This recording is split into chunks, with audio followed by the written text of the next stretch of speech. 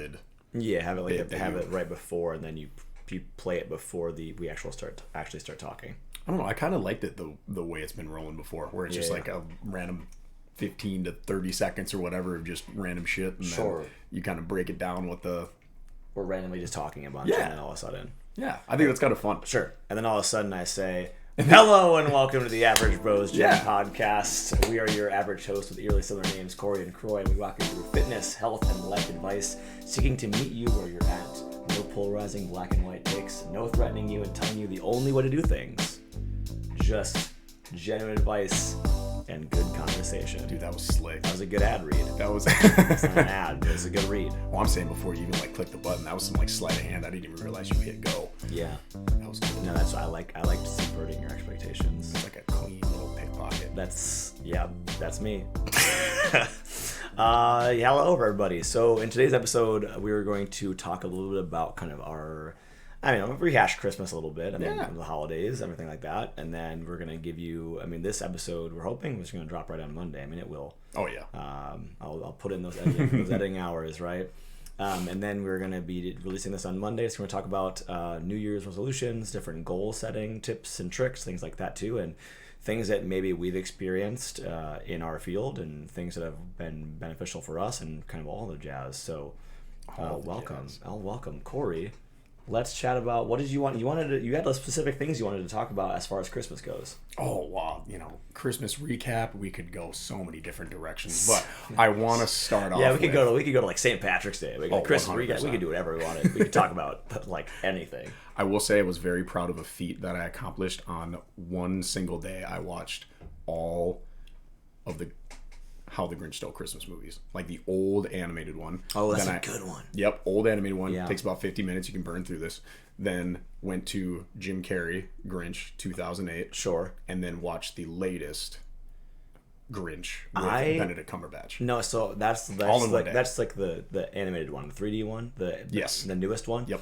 Mm-hmm. I saw a scene from that, and I really liked it. Mm-hmm. I haven't seen the movie, but I saw one scene from it.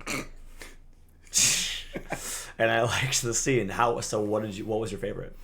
Oh, Jim Carrey, but I think that's also probably part nostalgia. You're that biased, was yeah. So I will completely own up to that aspect of it. But I will say, the Jim Carrey that was right in his prime, I feel, acting blip there, Liar Liar, and all those other ones, and it was just every single note throughout the movie just hit. So that's why well. You brought up Jim Carrey like a second before recording. Yes. He's just been on top of mine. He's been on top of mine. Honestly, shouldn't he always be on our minds? I would say so. Jim Carrey. Here's the deal. Who directed that movie? Do you know? Okay. Cool. No clue. Okay. Classic. No, I was curious because I remember watching that last year, and I was looking at all these shots. I was like, man, this feels like. It feels like a Tim Burton movie, kind of, but like Tim Burton doing Christmas. Like, not in the fear sense, like it wasn't super creepy or anything like that, but there are some parts of it, but just, I don't know, this shot, it kind of felt like a Edward Scissorhands almost. Ooh, maybe I'm completely wrong. Maybe someone who's listening. Ron Howard. Ron, really? It's a Ron Howard film. As to what other movies Ron Howard has directed? Someone listening to this is really upset right now. They're like, it's not Tim Burton, and Ron Howard directed XYZ, and they know all of Ron Howard's films. Apparently, Andy Griffith's show, Happy Days, did the Da Vinci Code, A Beautiful Mind. Okay, this guy's actually got some pretty solid work. Ron Howard is a pretty famous director. You recognize the name. Famous enough for us to know what he directed. Angels and Demons, Apollo 13. Either way, I would argue. I think Apollo 13 is his big one, or one of his big ones that we would have known at least. I don't know. How the Grinch Stole Christmas with Jim Carrey is pretty damn close to it, though. Yeah. So, Kory, one of your questions was that you wanted to talk about was your favorite gift given and your favorite gift received. Yes. Yeah. Yes. I'll go a little sentimental and heart-touching realm. So, my favorite gift that I received was one of my grandmother's first ever quilts. She was a big quilter, and my grandma just recently passed away. It would have been 2-3 weeks ago. So that was something that was really near and dear to me. Getting her quilt, one of the first ones that she had ever made, that was definitely probably one of the highlights for Christmas. That was a good one. That was a good one. Well, I'll follow that up with. I'm crying. Yeah, that's really cool though. I mean, I can't follow that up at all. But that's Maybe very genuinely sweet. That was really. I'm sure that really, like, in the moment, how'd you feel when you got that? Well, so my mom had told me a couple days prior they were going through all my grandma's stuff at the house and whatnot, and apparently there was 5 quilts remaining, one of those being her first ones that she had made, and between my mom and her 2 brothers, so the children, they were able to kind of divvy that up, and my mom was able to get at least 2 of those quilts. So that was something that, I was definitely looking forward to for sure. Very close to my grandma. Out of all the grandparents that I have, she was definitely the one who I admire the most. I mean, my goal is to eventually be like her when I get that age. She was 82 and was like a little redheaded Energizer bunny. Would still be like, if she was still kicking last Christmas, I could challenge her to go sledding at the hill at the neighbors across the street, and she would 100% still be like down to do it. So that was something I always very much admired. Probably also a big reason as to why I'm so invested into health and fitness, because she was such just a little go-getter.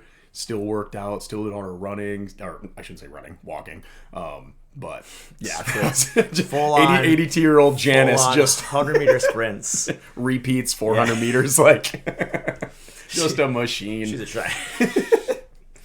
Dude, I mean, I feel like from the brief, because I haven't heard you talk about her previously. I think from the brief, just like description you gave, I mean, it feels like you embody a lot of those qualities as well. You know what I mean? I think you're very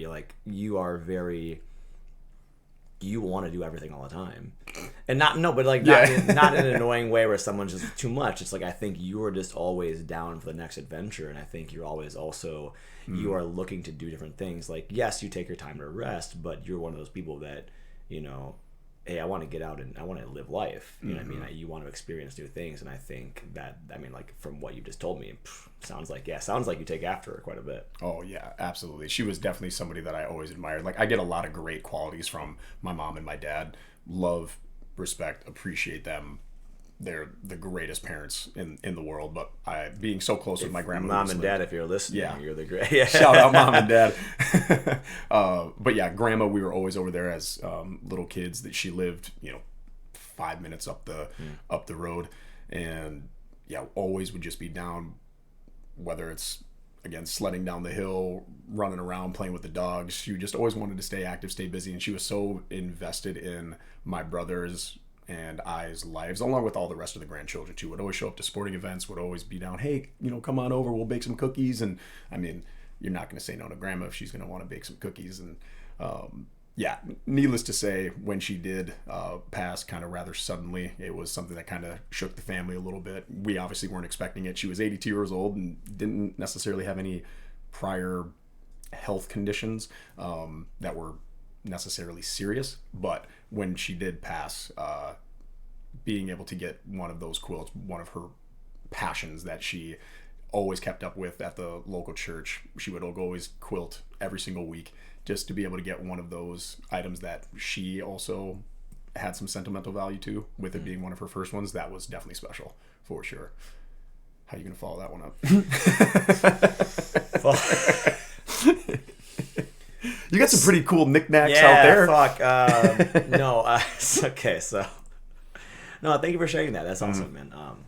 I met my girlfriend's family prior. We've been dating for about almost 8 months now, about seven-ish months. And I met her family prior, like her immediate family, her parents and her sister. And this was my first time, actually. This is my first time away from my parents during Christmas for a while. And I went, she's from Green Bay, went and visited Green Bay. And yes, I know I've not been to Green Bay twice. And I'm like, I kind of, I like the Lambeau feels really pretty. Lambeau's dope. Lambeau's dope. It's a cool stadium. I'm a Vikings fan, but I appreciate Green Bay for the history. Anyways, big game this weekend. Big game this Real weekend. quick, who do you got? Oh man. So we're starting Jaron Hall, the rookie. Yeah. Here's the deal. Green Bay's defense in the last 3 weeks has given up just like multiple like NFC player of the like player of the week. Like Green Bay's defense is kind of like ours last year, right? Yeah. With whatever his face is. So I think that there's potential to be exploited. Mm-hmm. However, we're also missing Addison. True. Missing Hawkinson. Yep. Or like not RIP, but like like definitely prayers out to Hawkinson for the ACL and MCL tear. Yeah, he'll end up being back late next year. Yeah. It's a shitty. I was lucky enough to not tear my MCL when I tore my ACL, so I was lucky in that. But so yeah, it's a toss up. I think Jordan Love is playing much better than he was when we first faced More than expected, better than expected. Mm-hmm. I will say he's had a couple games earlier on this year that you're like showing some pop a little bit. And since the Vikings game, I think he's been kind of on a little bit of a tear. So my Vikings fandom is I'm always rooting for the Vikings, but I think I got the Packers in this one. I think I'm gonna give you a score because why not? Yeah, let's go 27-17. Oh, so fairly. Okay. So fairly high scoring, and we're also kind of getting spanked a little bit. Yeah, I mean, Byron Murphy is out, so I think we're missing a corner. Caleb Evans had a little bit of a rough go last week. You don't like football. I'm so sorry for the last 3 minutes of this podcast, but 24-17 Minnesota. Really? Okay, you got the Vikings. I'm going for it. Again, I'm a Vikings fan. I'm being objective in my prediction here. Fair. We'll see. So so you say 24-17? 24-17. Vikes, I say 27-17. Let it ride. All right, so what are we going to do? Is there a bet that we got going on? Who's closest? Ooh. We'll think about it. Okay, cool. All right, anyways Christmas. So yeah, back to the deal. So I visited her family for the first time, and her extended family. And it was very kind of them because I wasn't expecting anything. Mm-hmm. I'm in my 30s, and so like even Christmas presents in general, I don't really expect from people, right? It's not like we're kids going down the staircase, whatever. Seeing the tree lit up and all that kind of stuff. Speak for yourself. Yeah, man, that's shit. My bad. And barely fall asleep Christmas Eve. Yeah, like so excited, sleeping in the living room right next to the tree. But so I think. For me, it was just really nice to get something. It was just really kind of them. Her dad got me, and her parents got me kind of just like some silly little like party games, which was kind of cool. You know what I mean? Like, and I've got used for them. Absolutely, seriously, yeah. So we do like game nights every now and then. And so it was just kind of cool to get some stuff. And I got like a tumbler, I got like a roller. And I was like, this is actually like really genuinely sweet. Even though they didn't know what to really get me because they don't really know me. Absolutely, you know what I mean. But I think just in general, that spirit was really kind. So I really appreciated that. So nice. Yeah. Okay, one of your all-time favorite Christmas movies. We were speaking about The Grinch earlier. You were speaking of The Grinch earlier. Curious to know what yours would be, because obviously Jim Carrey 2008, How Christmas Was Mine. Sporadically throughout the weekend, Die Hard was on in like the kitchen living room or the kitchen TV. It was the exact same thing in my family. And had like no sound, and I was just watching it anyway while I was eating food or whatever, just hanging in the kitchen. Yeah, Die Hard is a Christmas movie. I think we've been over 100% a Christmas movie. Anybody that says otherwise is, I feel it's just false. It's like it is a Christmas movie. Sure, absolutely. They're having a Christmas party at the hotel. I would say in general, man, I'll say, so last year, I'm trying to think of my favorite one. Hold on. If we're talking about like pure nostalgia, kind of warmth and fuzziness, the old like Frosty the Snowman cartoon, so good. That was great. Of course, you got like the claymation Rudolph. Yep, that's the best. Mm-hmm. I recently, like last year, watched A Year Without Santa Claus. Yes, the Heat Miser and Snow Miser. I do like The Grinch. Of course, I remember watching that old school one back in the day.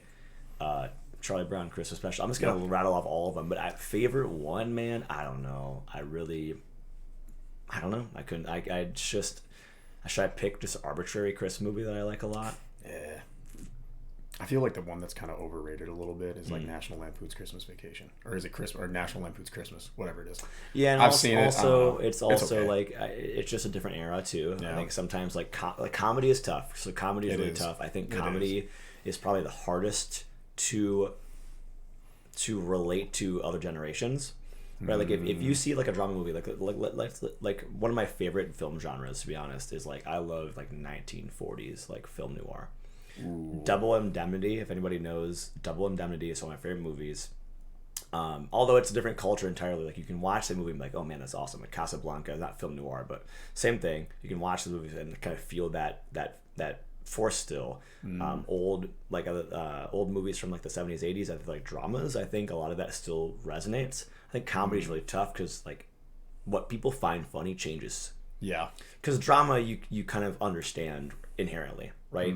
Familial drama, cultural drama, political drama, whatever. You kind of understand inherently, but I think comedy is really tough because what people found funny in 1984 is different than people found funny in 2004. And then, like, some of the early 2000s best comedies, Anchorman, Superbad, like those do not get made these days. Like in this day, like Tropic they don't get made exactly because like they're inherently offensive, which is what comedy is, I think, in general. But also people just wouldn't find that funny anymore. They wouldn't laugh the same way. Even if you go back and watch those movies, like Anchorman, I always will laugh to because the jokes are timeless. Well, I shouldn't say timeless. I'm the majority. Yeah, contradicting myself. But yeah. I think for the most part, like you go back and watch those old movies and you still don't laugh the same way that you would have maybe when you watched them at the time. Yeah, there is something interesting about that where you watch a scene from a Superbad or Anchorman or Tropic Thunder. You're like, oh, I didn't age well. And like, that 100% you're like, oh, Yeah, okay. You just kind of find yourself cringing a little bit. Yeah. You might do that little peek over the shoulder, like, oh man. Who's watching? Watch this.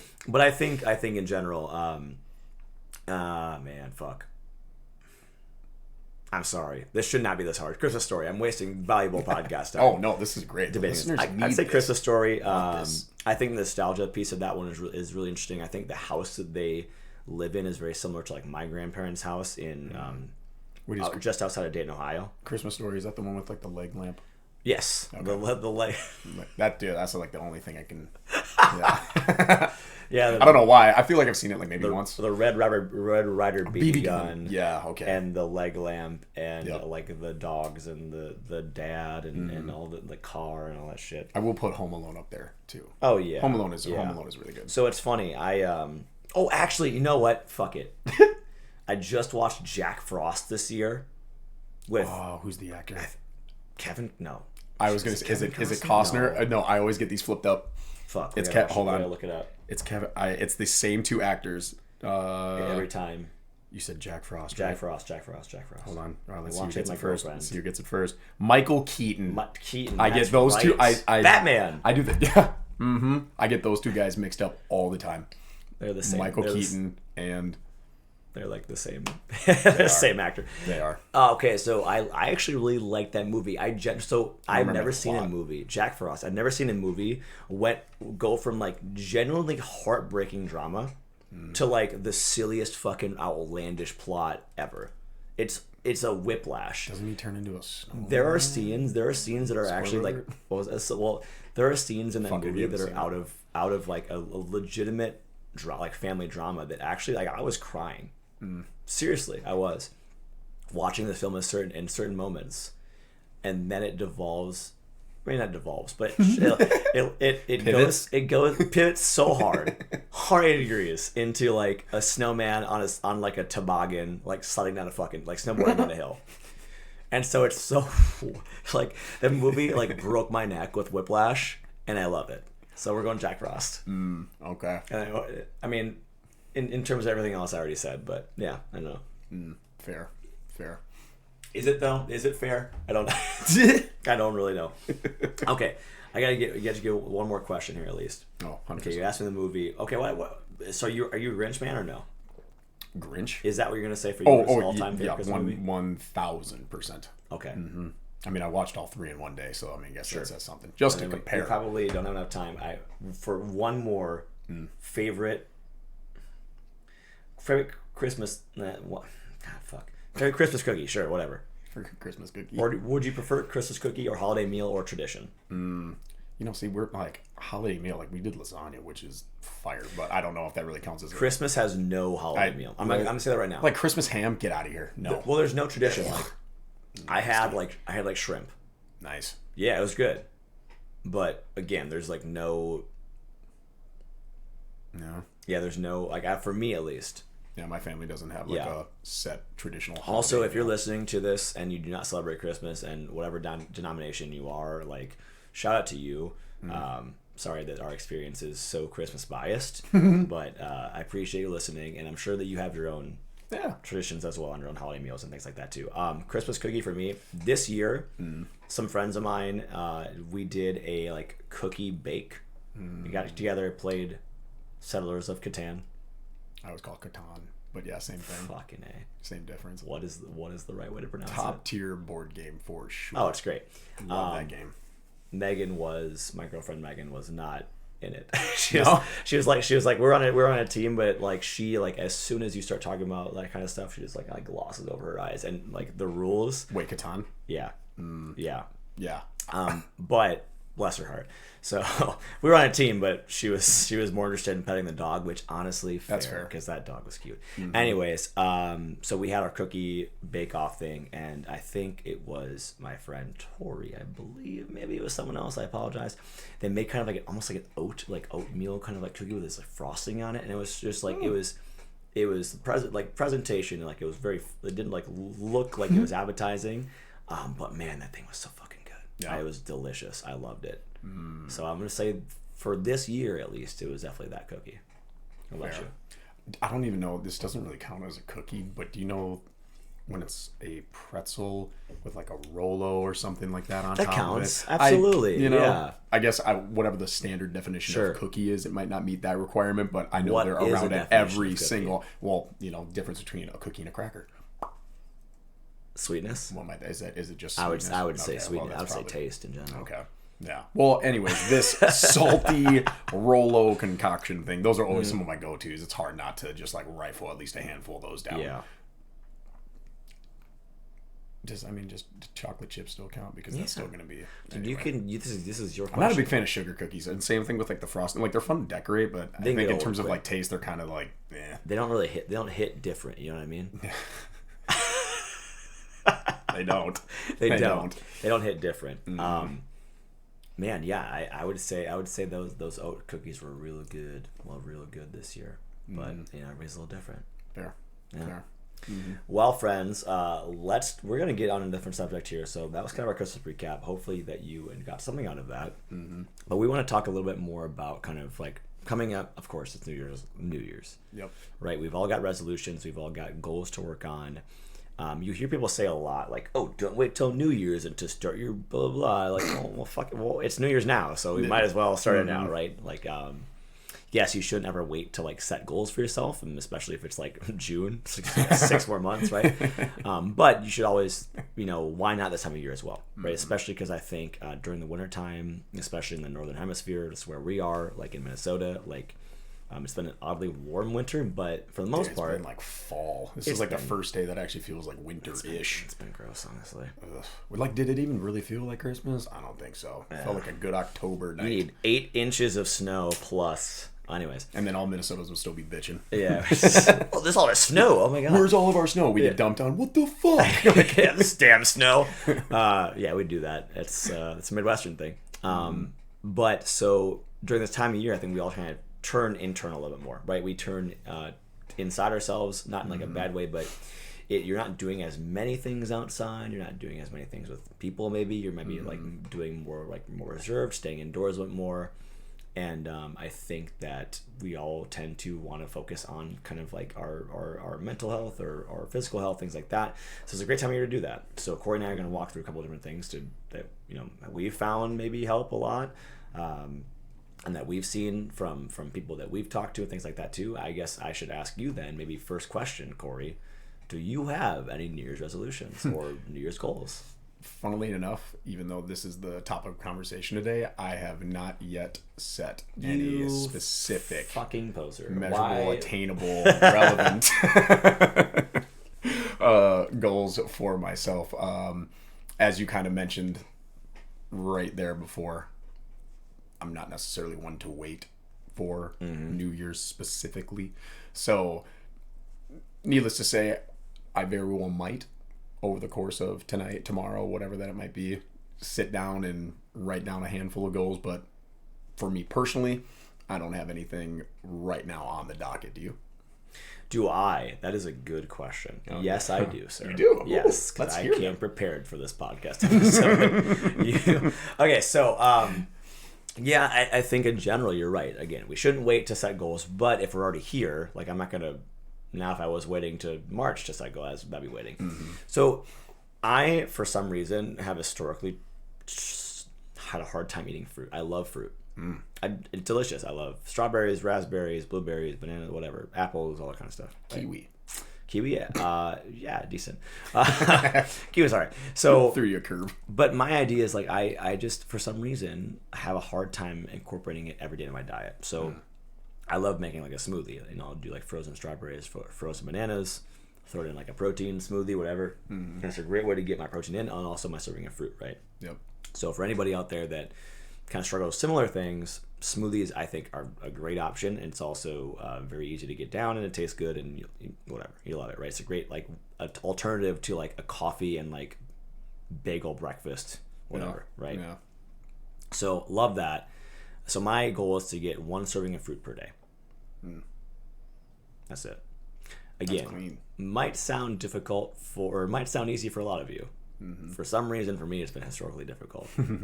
I will also say that this plays into something that we want to use to like track our goals. So Kory, have you heard of SMART goals? Yeah. Do you want to talk us through SMART goals? That goal being specific and measurable and attainable and realistic, also time-based or time-bound. Do you get it, y'all? Because that spells SMART. It's a acronym. I was going to say anagram. Acronym. Acronym. So acronym. I think to start things off with, yes, if you are going SMART goals, and for many of you, you've probably already heard that, but it still astounds me the number of people that I will talk to or that I've come across throughout my professional career when we're sitting down discussing, hey, where is it that we want to get to in Q1 or wherever that we might be setting that. The first part of that acronym specific, and so many times you're like, hey, what's your goal for the first quarter here in 2024? And it's lose weight. I'm like, all right, but like, what does that mean? Let's get that a little bit more specific already, because lose weight could simply be a half a pound, could be 1 pound. Like, do we have a targeted number in this instance that we're trying to shoot for? And so many times I hear that, oh, I want to lose weight, I want to be healthy, I want to walk more, and we got to narrow that down and hone that in a lot more than what I think people have given that thought to, So if you say, for instance, Kory said just now, like, an example goal is to walk more. So rather than saying that, you could say, okay, well, let me see if I can get 7,000 steps per day. Or let me see if I can do 10,000 steps. A lot of people have that 10,000 is kind of their magic number. Yeah. Or I'll take 1 walk around the block, around the lake a day, whatever. Like, your number is your number. You know what I mean? Like, we want to think about, like, if you're doing nothing currently, like if you're not moving your body for whatever exercise purpose or enjoyment purpose, 1 walk on the block is again, you're moving more than you are now, which is improvement. But you again want to be that specific. You want to say, hey, I'm going to go for a walk, or I want to go for more walks. Like, what does that really mean? How far are we do you have a step goal? And you can go anywhere. One of my favorite things to do is there's a pretty good lake system around Minneapolis, Minnesota. Beautiful. So again, if you might be listening from somewhere else, but we've got quite a bit of lakes around here. So I mean, that's land of 10,000 of them. There you go. It's actually like 11,000 something. Is it? Seriously, yeah, it is. Sorry, guys, that was a nerdy comment. You fucking nerd. I do 11,784. It's pretty close to that. But yeah, so just having I'm going to go this place this week. I'm going to go this place next week. We also want to think about being specific. We also think about measurable, right? So walking more or going on more walks, hard to measure that. I mean, you can say like, hey, I'm walking every day. Yeah. Or I'm walking 4 days out of the 7, but then you're also making that goal more specific, right? So being specific, being measurable. Duration of time, number of steps in that case. Exactly. So we're looking at just ways to get a little bit more detailed with your goals, because that's going to make them easier to accomplish, right? Because if I say I want to get in better shape, obviously that's a big thing for people, right? Like, they want to get in better shape, but that is so vague. What does that look like to you? Because for some people, like Kory in better shape. So Kory, be honest with me for a second. If you said to yourself, I want to get in better shape, or if I said to you, better shape, what does that look like to you? For me personally? For you personally. For me personally, if I would to say get into better shape, I would be and I will say my personally identified weaknesses from a fitness standpoint. I'm a strong guy, but in relation to that of the individuals that I want to try to compete with or be on the same tier of, I'm slightly below on those numbers. Now, for anybody else looking in, they'd be like, dude, you're strong as shit. Like, what are you talking about? But, looking at where I ultimately want to get to within my health and fitness, that would be probably the one area where I could try to increase that a little bit more. And is that going to be one of my goals in 2024? I would love to.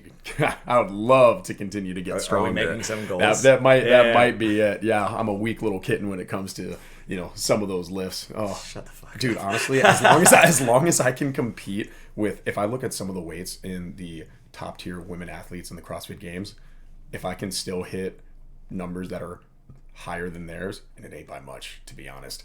Like, I think Tia Toomey can snatch over 200 pounds. Like, mine's not. Yeah, she also went to the Olympics for weightlifting, bro. True. Or Danny Spiegel or somebody going up to a deadlift, Brooke Wells. I'm just like, oh, can I just, as long as I'm still slightly ahead of the top tier women athletes, then I'm good. But, to compete with top tier men in those categories, that would definitely be something that I would need to be one level higher. Perfect. But that would be something that. That and mobility, to be honest. Mobility would be one of them to increase my health. If I was actually legitimately going to look to set a goal in 2024, that would be something I would want to break down a little bit more specifically, looking at. I want to do 10 to 15 minutes, 4 to 5 days a week on my GoWOD mobility app and increase my overall range of motion and flexibility. And on GoWOD, not that we're sponsored in any way. This is just the app that I use. There's plenty of them out there, but that would be great. You listening? But there's a way to just go through their assessment for your mobility, and you kind of get a score based off of that. And that's where I could look to, all right, I'm at a 83% right now in terms of my overall mobility score. Cool. I want to get by the end of 2024, 90+%.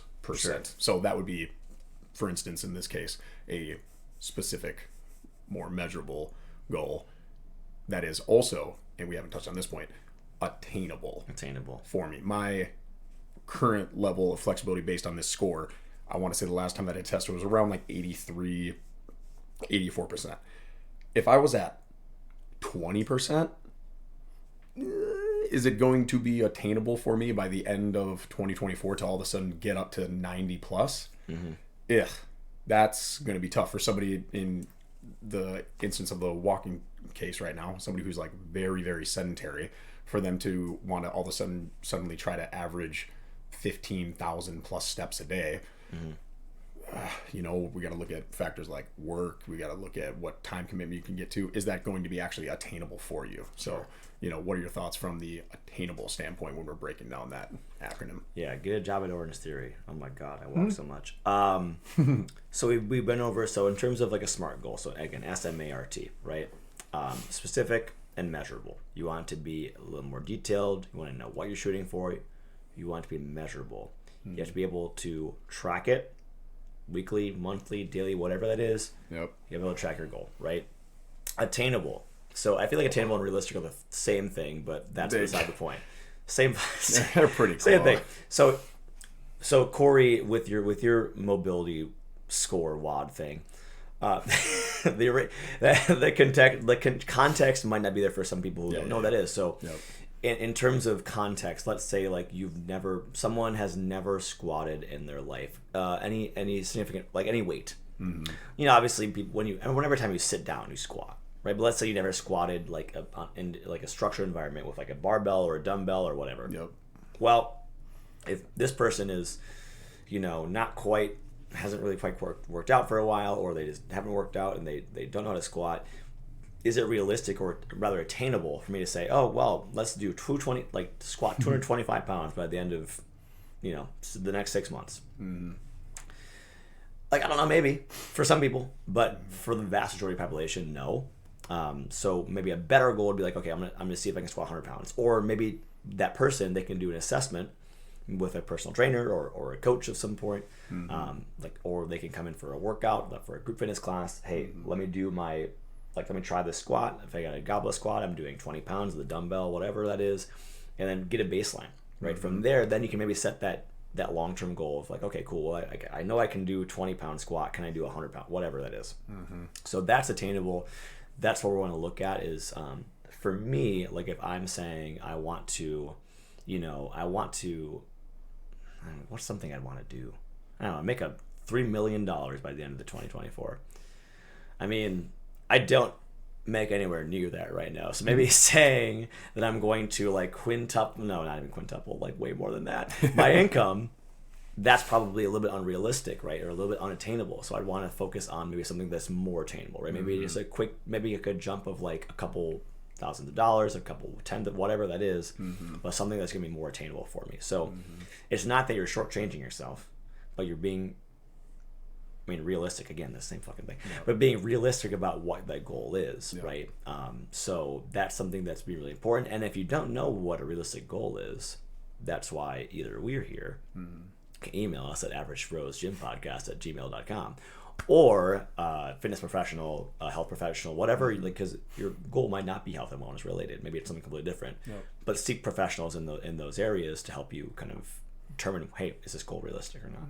And you notice also at a lot of the examples that we gave, we were also putting a little bit of a time stamp on there, time-based, at the end of 2024, or in 6 months, or in 3 months, and giving yourself that deadline by which that goal has to be, or that you're shooting for it to be attained, is also going to be very important. If you just say, again, I want to be healthier, I want to get more steps in, give yourself a number to be able to shoot for by a date range. That's why if people sign up for like a 5K in summer, they're like, oh man, I better get my ass into gear here. I need to start like training. I have this deadline coming up. That gives you a little pep in your step and kind of getting underway. And I think that's also one thing that people would generally do, or their adherence to their goals that they set, if they gave themselves a more constricted timeline. A lot of us like to think, oh, by the end of the year, I want to be down 50 pounds. Okay, well, what if we narrowed down that goal a little bit and we just looked at the next 2 weeks, or what can we do in this week?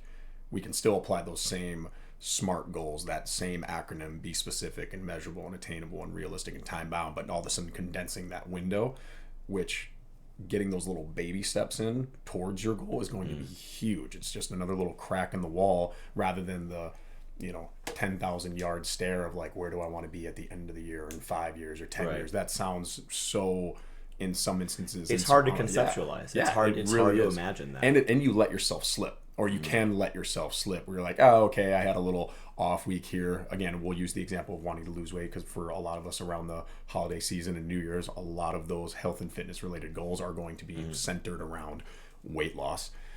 And so many people want to be, oh, by the end of the year, I want to be here. Cool. That's awesome. And we can definitely still look at that timeline. But what about in these next 2 weeks? What about this weekend? And then all of a sudden we're like, oh, well, maybe not this weekend, because then I got my friend's party coming up. But then, in February, that's when I'm going to start getting it down. And to use the New Year's example, this is where condensing that little bit of that window, start wherever you're at right now. Give yourself the little bit of condensed timeline, narrow down, or make that goal into bite-sized pieces. Right. Don't try to eat the entire cookie all at like one point in time. Just a little small bite-sized chunk, and then continue to, persevere along that route. And monthly too, like, where do you want to be at the end of January? Yeah. I think so. This plays into another way to classify goals with there's two kind of classifications that we can put into it. Outcome, and people describe them in different ways, like behavioral or process goals. Outcome goal is like what you want to have happen, right? Outcome goal is like, I want to lose 30 pounds. I want to bench press 225. I want to run a marathon. That's an outcome goal. That's something you want to have happened. But in order for things to happen, you got to do something to make them happen. Right? Things don't just fall into your lap for the most part. Depending who you are.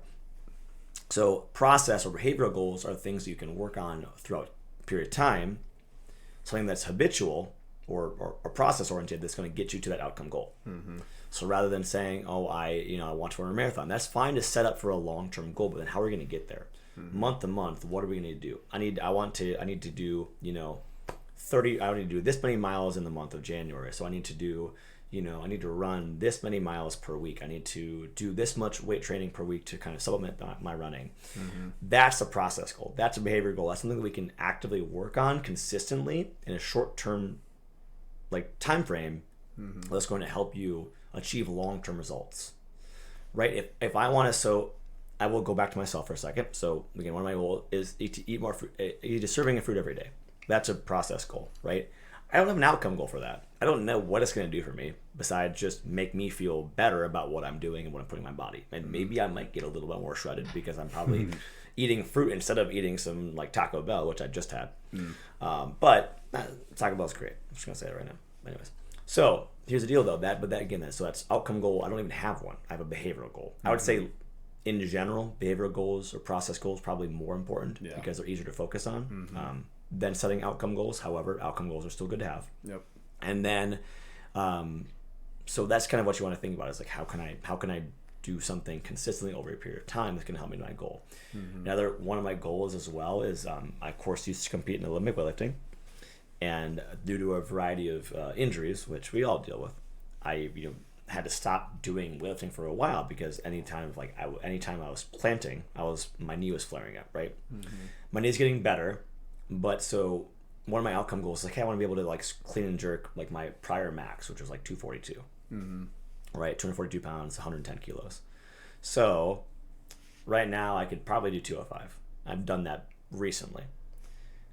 So I got 40 more pounds to go pretty much, right? Now, one of the things I could do is, my knee is fucked up. I should get it looked at. Well, I've already been doing that. I've been going to PT, been doing some exercises there. So that is a behavioral goal. So if I do my knee exercises or my rehab exercises every week, that is a behavioral goal to get me to that point because then I can, long term, I need to do other goals to get there. But that outcome goal is still within my reach because I'm doing things to help my kind of obstacles. If that makes any sense. So, well, and that's a big part that you just touched on right there. The obstacles that you're going to face when you are going and setting out to achieve a goal, they're going to come. There might be just if you're lucky, a handful that hit you along the way, depending upon what your goal is and the timeline that you set. You might just get slapped with a lot of them. Maybe also self-induced at that point as well. But you just got to make sure that in an instance like you, where all right, if you were working on getting up to that 245, clean and jerk, right now you're at 205, along the way you tweaked your knee. All right, how can I navigate my way around this? How do I reset or re-alter those goals a little bit to be able to still make progress towards that endeavor? Same thing with if it was a eating related or weight loss goal and you wanted to drop down and then one weekend, you kind of went, quote unquote off the rails Wild. A little bit. Whoa, brunch right? was crazy. Yeah, but then don't just kept going. So don't just hit the fuck it button. Yeah. Get back onto the horse. It's one day. It's not a big deal. Continue to then get right back towards what those process goals were that are going to lead towards that outcome. Those obstacles are going to come. You got to make sure that too, when they do, you're not relying on the next little bit of sudden inspiration and motivation that you have to set out and achieve this thing. You got to still go ultimately back and rely on that discipline and the day-by-day actions, the processes. That kind of ties into it as well, because there's not going to be every day that you're geared up, fired up, ready to absolutely dominate the world and get towards your goal. Oh, yeah. That's not going to happen. If your goal is to get to the gym 4 or 5 days a week and stay consistent with your health and fitness routine, guarantee you that there's going to be multiple days throughout that week you're going to wake up like, I'm sore as shit, I don't want to go, I slept late last night, I'm not really feeling it. You can't just wait on this sudden spurge of motivation. It's not going to come. When it does come, cool, ride that wave and go for it. But you still got to rely back on that discipline to be able to make some actual tangible progress towards your goal. Otherwise, if you don't have that backbone, you're just going to flounder a little bit. I'm most impressed, and it honestly kind of makes me emotional to talk about this.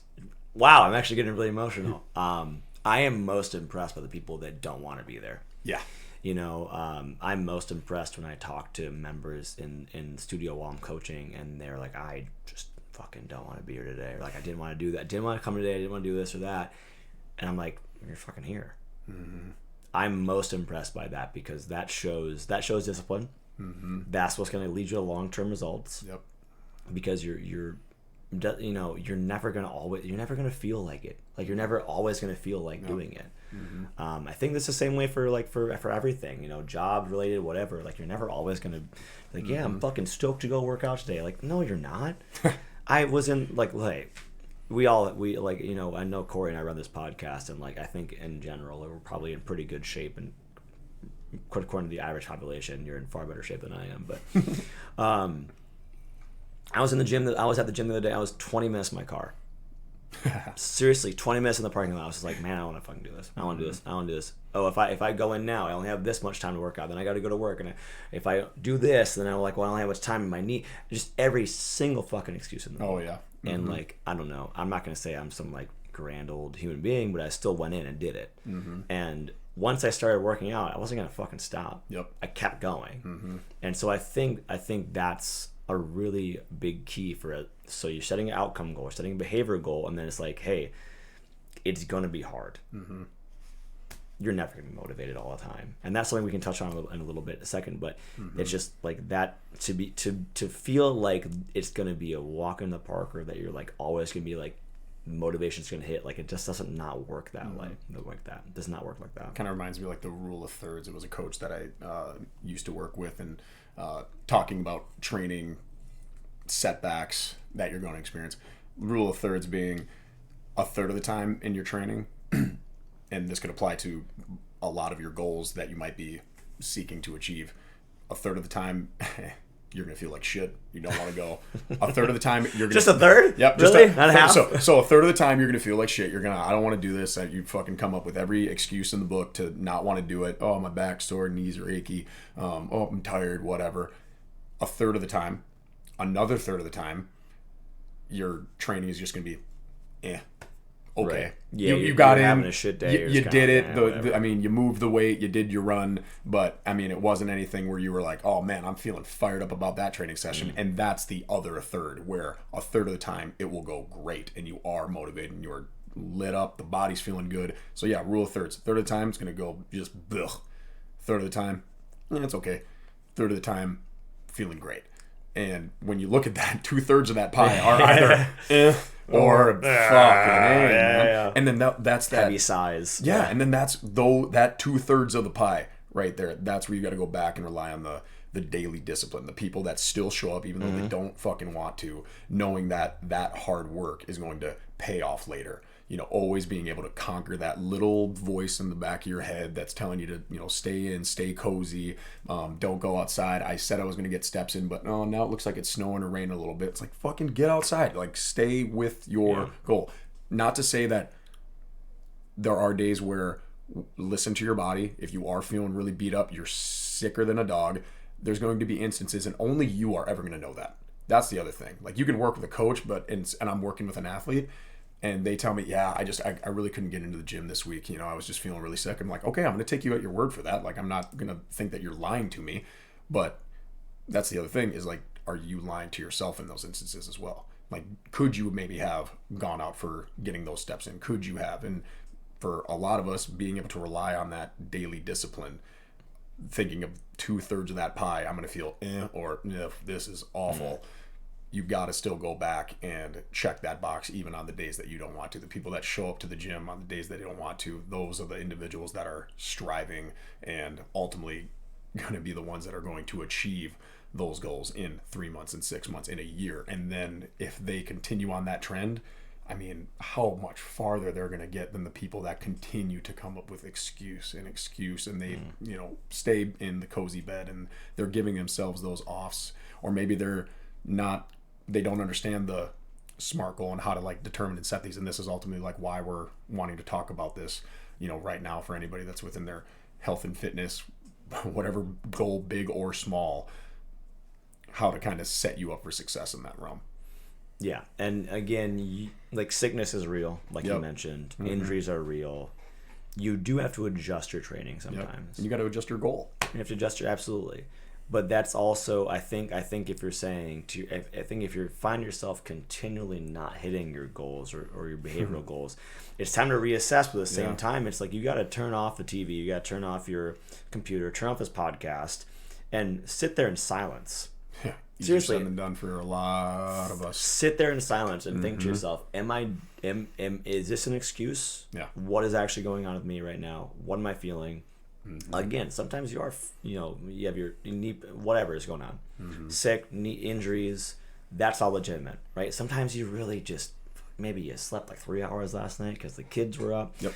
Maybe something happened, whatever. Like we understand that we're both 30-something-year-old, dudes with no children, and Kory's got a dog, but at the same time, we understand that your responsibilities might be different than ours, and so your expectations might be different than ours, and that's okay because everybody's a little bit different, right?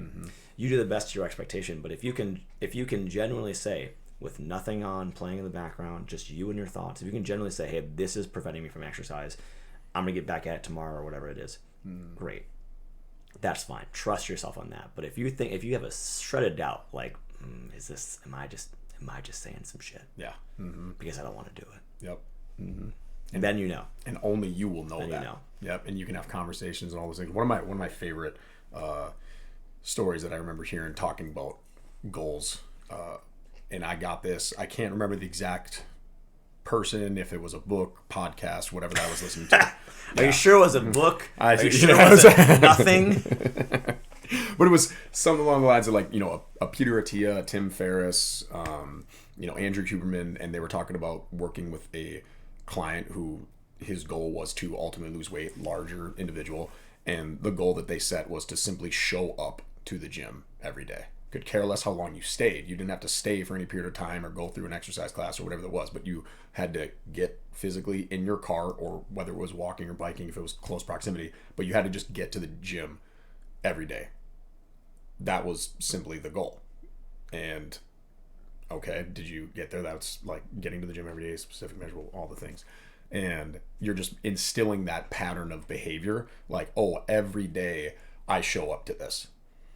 And then eventually that led this individual from whatever call to then, all right, well, I'm here. I might as well go in. I can, get some steps. Yeah, I might as well fucking, why are you just walking to the gym and do nothing? What is this? Oh, and then some of the days it's like you could, and there was no other rules on that. Sure. Where it was you could walk into the gym, and if all of a sudden you just filled up your water bottle and dipped out, you could do that.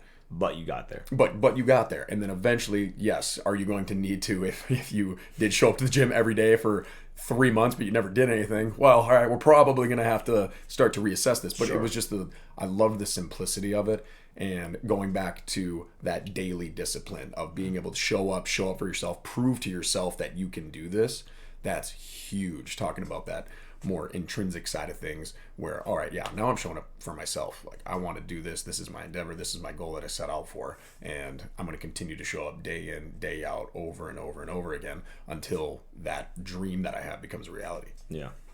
And I think every time you make that decision and you don't want to, anytime you do that, I think that stacks. Oh, it does. I think that stacks. I think anytime you show up to the gym and you don't want to do it, that stacks upon itself. Then you prove to yourself over and over again that you can do hard things, that you can show up to something even though you don't want to fucking be there, and put in the effort that's going to take to get you the results that you want. That is incredible for just self-confidence. And just so if you're listening to this and that's been you, I know it's been me. When I was talking to you about the gym, I was in there, I was like, I'm going to be here for 30 minutes. 30 minutes, I'm just going to do whatever I can in 30 minutes and dip out. I was there for 45. I stayed there an extra 15 minutes because I wanted to do some other exercises. So, if you're listening to this and you're saying to yourself, I that happens to me all the time. Well, just know that every time you make the decision to go there, go to whatever it is, it doesn't have to be the gym. I don't care what it is. It could be tennis lessons, whatever it is. Seriously. It could be swimming, whatever you're doing that's going to better yourself physically, mentally, whatever. Just know that every time you go and you don't want to do it, but you still show up for yourself, that stacks. That's not just something that you do and then it just fades away. That builds on itself. That is how you stack confidence. That is how you stack character, and just builds you as a human being. Oh yeah. So, and I would argue those days are even more important Yeah. Too. Again, going back to that 2/3 pie. 2/3. Yeah, I wasn't the greatest wizarding math genius, but pretty sure 2/3 is bigger than 1/3. Yeah. And on yes, those days. wait, hold up. Yeah, what? Let me check. Oh, yes, it is. Oh my God. Okay, continue. Sorry. But yeah, 2/3 of the time, if you do show up on those days, those are the ones that are most important. Yeah. By every stretch of the imagination. Not wanting to be there, do the thing, do the work, do the reading, do the phone call. Again, this can apply, we're talking in a health and fitness related context, but if your goals are within your career, within your relationships with people, whatever those might be, when you need to have that hard conversation, when you need to make that phone call or send that email, doing those things that you don't want to do over and over, it builds you up. It's a good place to end it, honestly. We had different things to talk about. We had more to talk about, but this is a long episode already. So, yeah, great. I mean, great job, Kory. It's fucking good. That was good, man. Any last? I mean, we talked about New Year's resolutions, just how to set goals. What to do with that. What kind of anything that you have to talk about people with as a little send off, a little kind of take home message before we head out here. I think, as you just mentioned, take some time over the course of, if you're listening to this today, drop it on Monday, New Year's Day, and maybe you did already somewhat set a goal. Rehash everything that we just kind of broke down. Is that specific? Is it measurable? All those things that we just broke down. Really sit down with yourself and lock yourself in a room, turn off the TV. Lock yourself in panic room. But lock. Panic room. Oh, man. But really sit down and be present. Be so present with where you are right now, what variables you need to consider in making this goal. Is that something you really want? Why is it that you want that? I mean, this is so much of a deeper and complex thing and activity that you're choosing to partake in when you are setting a goal. If you're really being real about it, you got to sit down and really take that time. It just can't be a one-off that you're saying passing down the hallway. Hey, what do you want to do this year? What's your New Year's resolution? Lose weight or whatever. It's like, okay, sit down with it. If you're wanting to make that priority, you have to place that level of importance on it. If you're, I think in my mind, ever going to make that, again, dream become a reality. Does this matter to you? Why does this matter to you? You've got to identify those reasons. If you can't come up with that explanation, if I ask you that question, why is it that you want to do this? And you're sitting there like all shoulders, like, oh, well, what is my likelihood or my perceived, what is your success rate probably going to be in that? But if you look at somebody and they have that passion, that's the other thing too with these goals. So many people, when they're talking about wanting to lose weight, like they really want to. Okay, cool. Now, maybe this acronym, developing specific, measurable, attainable, realistic, time-bound goals that they have never done before, that might get them over the hump. Maybe it's that conversation piece that we had in here talking about the discipline. Like, okay, yeah, I have been doing that, but have I been also sloughing off a little bit? Take that time, sit with those goals, identify what they're going to be, and then just get the fuck after it. Damn, okay, cool. That was fucking, I'm stoked, bro. All right, hold up. Okay. I'm lit. I'm gonna go to the gym.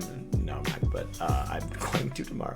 Anyways, friends, that's it for us today. I'm hyped up. I feel like this was a pretty hyped episode. I'm feeling it right now. Thanks so much for tuning in to the Average Bros Gym podcast. This is Croy, and that's Kory. That's Kory. Question mark. There's like an Anchorman thing. Like, I am Ron Burgundy. Oh, we just brought it full circle. Is that Kory? You can find us on X/Twitter at AVG Average Bros Gym Pod, Instagram at Average Bros Gym Podcast. Or is it Pod? What's the Instagram handle? Average Bros Gym Podcast. Average Bros Gym Podcast on Instagram. You can find us there as well. On Facebook as well. So you can find us pretty much anywhere. And by anywhere, I mean those three places. We're also on Apple Podcast. Well, I guess people listening on Apple Podcasts don't matter. Whatever. And YouTube as well. So follow us on YouTube. Follow us on Apple Podcast. Follow us on Spotify. All the good things. And again, send us your questions, whatever, your comments. Average Bros Gym Podcast at gmail.com. Looking forward to hearing some of your Q&A and all the fun stuff. So without further ado, y'all, thank you so much for tuning in. Have a great holiday, great New Year's Day. And Happy New Year. And Happy New Year. And, don't do anything we wouldn't do. Seriously. Yeah, have a ride home. Don't pay $100 for an Uber ride. Anyways, thanks, friends. Adios. Au revoir. Any languages you want to say goodbye in? Go fuck yourself, Sandy.